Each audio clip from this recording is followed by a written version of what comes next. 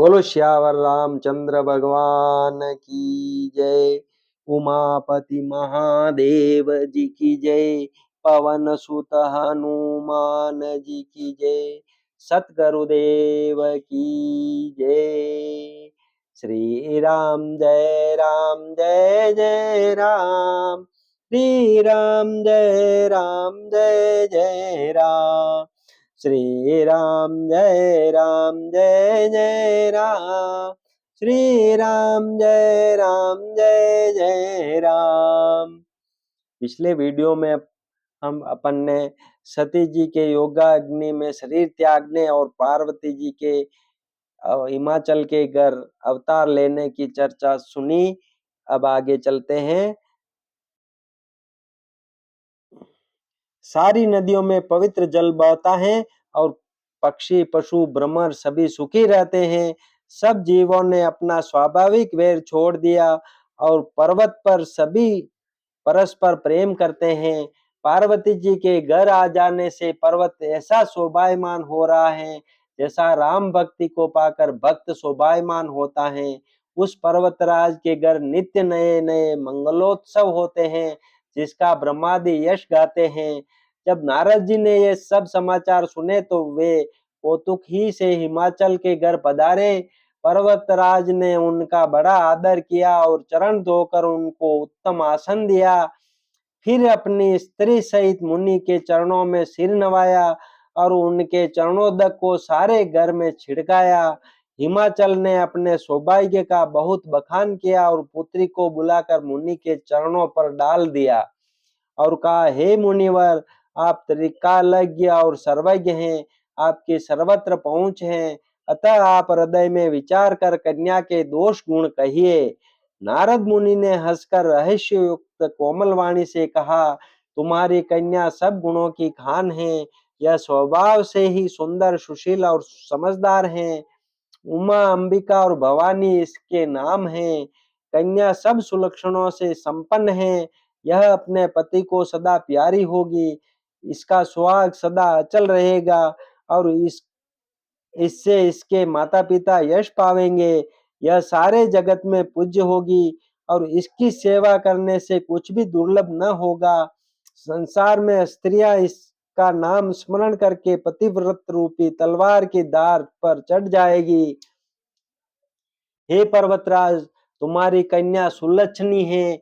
अब इसमें जो दो चार अवगुण हैं उन्हें भी सुन लो। गुणहीन, मानहीन, माता पिता विहीन, उदासीन, संशयहीन, लापरवाह, योगी, जटाधारी, निष्काम हृदय, नंगा और अमंगल वेश वाला, ऐसा पति इसको मिलेगा। इसके हाथ में ऐसी ही रेखा पड़ी है। नारद मुनि की वाणी सुनकर और उसको हृदय में सत्य जानकर पति पत्नी हिमवान और मैना को दुख हुआ और पार्वती जी प्रसन्न हुई। नारद जी ने भी इस रहस्य को नहीं जाना क्योंकि सबकी बाहरी दशा एक सी होने पर भी भीतरी समझ भिन्न भिन्न थी। सारी सखियां पार्वती, पर्वतराज, हिमवान और मैना सभी के शरीर पुलकित थे और सभी के नेत्रों में जल भरा था।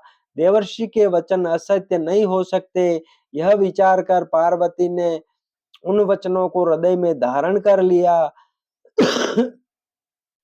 उन्हें शिवजी के चरण कमलों में स्नेह उत्पन्न हो आया, परंतु मन में यह संदेह हुआ कि उनका मिलना कठिन है। अवसर ठीक न जानकर उमा ने अपने प्रेम को छिपा लिया और फिर वे सखी की गोद में जाकर बैठ गई। देवर्षि की वाणी झूठी न होगी, यह विचार कर हिमवान, मैना और सारी चतुर सखियां चिंता करने लगी। फिर हृदय में धीरज धरकर पर्वतराज ने कहा, हे नाथ, कहिए अब क्या उपाय किया जाए। मुनीश्वर ने कहा, हे हिमवान, सुनो, विधाता ने ललाट पर जो कुछ लिख दिया है उसको देवता, दानव, मनुष्य, नाग और मुनि कोई भी नहीं मिटा सकते। तो भी एक उपाय मैं बताता हूँ, यदि देव सहायता करें तो वह सिद्ध हो सकता है। उमा को वर तो निसंदेह वैसा ही मिलेगा जैसा मैंने तुम्हारे सामने वर्णन किया है, परंतु मैंने वर के जो जो दोष बतलाए हैं मेरे अनुमान से वे सभी शिवजी में हैं। यदि शिवजी के साथ विवाह हो जाए तो दोषों को भी सब लोग गुणों के समान ही कहेंगे। जैसे विष्णु भगवान शेषनाग की शैया पर सोते हैं, तो भी पंडित लोग उनको कोई दोष नहीं लगाते। सूर्य सूर्य और अग्निदेव अच्छे बुरे सभी रसों का भक्षण करते हैं, परंतु उनको कोई बुरा नहीं करता। गंगा जी में शुभ और अशुभ सभी जल बहता है, पर कोई उन्हें अपवित्र नहीं कहता। सूर्य, अग्नि और गंगा जी की भांति समर्थ को कुछ दोष नहीं लगता। यदि मूर्ख मनुष्य ज्ञान के अभिमान से इस प्रकार होड़ करते हैं, तो वे कल्प भर के लिए नरक में पड़ते हैं। भला कहीं जीव भी ईश्वर के समान सर्वथा स्वतंत्र हो सकता है? गंगा जल से भी बनाई हुई मदिरा को जानकर संत लोग कभी उसका पान नहीं करते, पर वही गंगा जी में मिल जाने पर जैसे पवित्र और हो जाती हैं। ईश्वर और जीव में भी वैसा ही भेद है। शिव जी सहज ही समर्थ हैं, क्योंकि वे भगवान हैं, इसलिए इस विवाह में सब प्रकार कल्याण है। परंतु महादेव जी की आराधना बड़ी कठिन है, फिर भी क्लेश तप करने से वे बहुत जल्द संतुष्ट हो जाते हैं। यदि तुम्हारी कन्या तप करे, तो त्रिपुरारी महादेव जी होनहार को मिटा सकते हैं। यद्यपि संसार में वर अनेक हैं, पर इसके लिए शिव जी को छोड़कर दूसरा वर नहीं है। शिव जी वर देने वाले हैं, शरणागतों के दुखों का नाश करने वाले, कृपा के समुद्र और सेवकों के मन को प्रसन्न करने वाले हैं। शिव जी की आराधना किए बिना करोड़ों योग और जप करने पर भी वांछित फल नहीं मिलता। ऐसा कहकर भगवान का स्मरण करके नारद जी ने पार्वती को आशीर्वाद दिया और कहा कि हे पर्वतराज, तुम संदेह का त्याग कर दो, अब यह कल्याण ही होगा। यो कहकर नारद मुनि ब्रह्मलोक को चले गए। अब आगे जो चरित्र हुआ उसे सुनो। पति को एकांत में पाकर मैना ने कहा, हे नाथ, मैंने मुनि के वचनों का अर्थ नहीं समझा। जो हमारी कन्या के अनुकूल घर वर और कुल उत्तम हो तो विवाह कीजिए, नहीं तो लड़की चाहे कुमारी ही रहे। मैं अयोग्य वर के साथ उसका विवाह नहीं करना चाहती, क्योंकि हे स्वामी, पार्वती मुझको प्राणों के समान प्यारी है। यदि पार्वती के योग्य वर न मिला, तो सब लोग कहेंगे कि पर्वत स्वभाव से ही जड़ मूर्ख होते हैं। हे स्वामी, इस बात को विचार कर ही विवाह कीजिएगा, जिसमें फिर पीछे हृदय में संताप न हो। इस प्रकार कहकर मैना पति के चरणों पर मस्तक रखकर गिर पड़ी। तब हिमवान ने प्रेम से कहा, चाहे चंद्रमा में अग्नि प्रकट हो जाए, पर नारद जी के वचन झूठे नहीं हो सकते। हे प्रिय, सब सोच छोड़कर श्री भगवान का स्मरण करो। जिन्होंने पार्वती को रचा है, वे ही कल्याण करेंगे। अब यदि तुम्हें कन्या पर प्रेम है, तो जाकर उसे यह शिक्षा दो कि वह ऐसा तप करे जिससे शिव जी मिल जाए। दूसरे उपाय से यह क्लेश नहीं मिटेगा। नारद जी के वचन रहस्य से युक्त और सकारण है, और शिव जी समस्त सुंदर गुणों के भंडार हैं। यह विचार कर तुम मिथ्या संदेह को छोड़ दो। शिव जी सभी तरह से निष्कलंक हैं। पति के वचन सुन मन में प्रसन्न होकर मैना उठकर तुरंत पार्वती के पास गई। पार्वती को देखकर उनकी आंखों में आंसू भर आए। उसे स्नेह के साथ गोद में बैठा लिया, फिर बार बार उसे हृदय से लगाने लगी।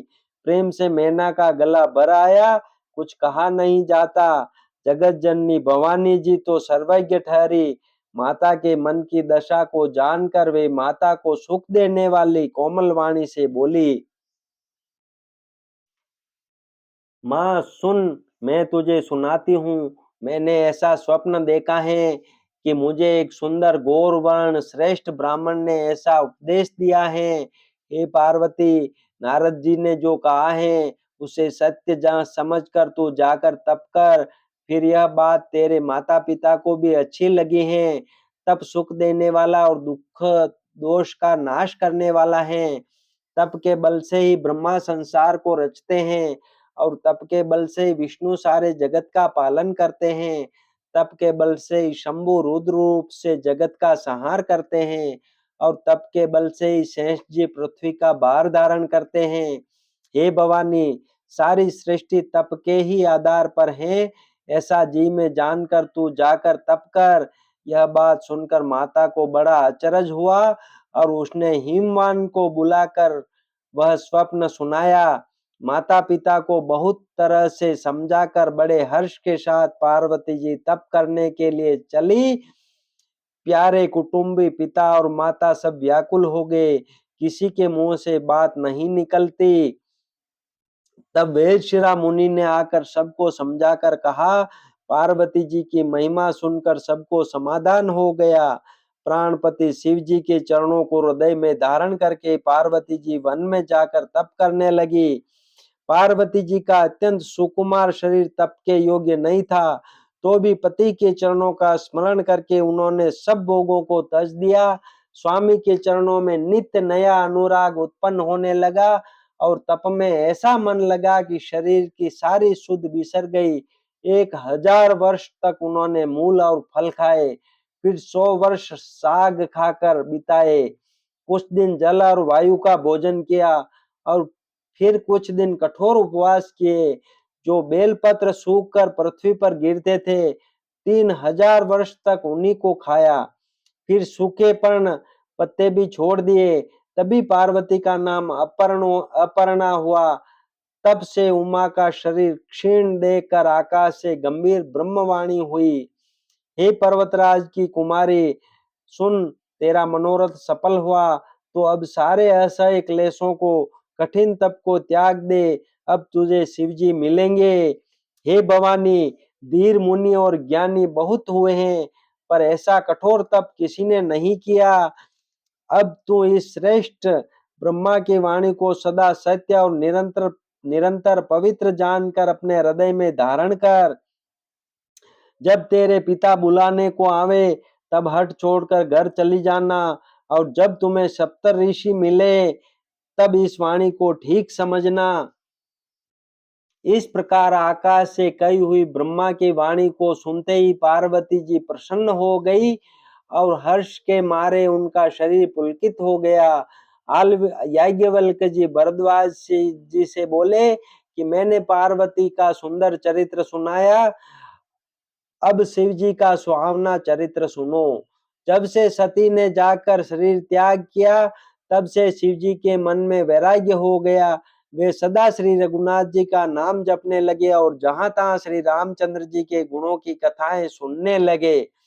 चिदानंद सुख के धाम, मोह मद और काम से रहित शिव जी संपूर्ण लोकों को आनंद देने वाले भगवान श्री हरि श्री रामचंद्र जी को हृदय में धारण कर भगवान के ध्यान में मस्त हुए पृथ्वी पर विचरने लगे।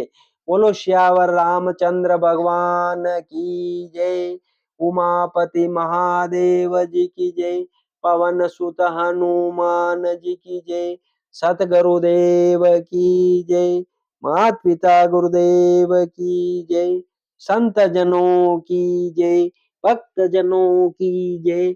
श्री राम जय राम जय जय राम। श्री राम जय राम जय जय राम। श्री राम जय राम जय जय राम। श्री राम जय राम जय जय राम।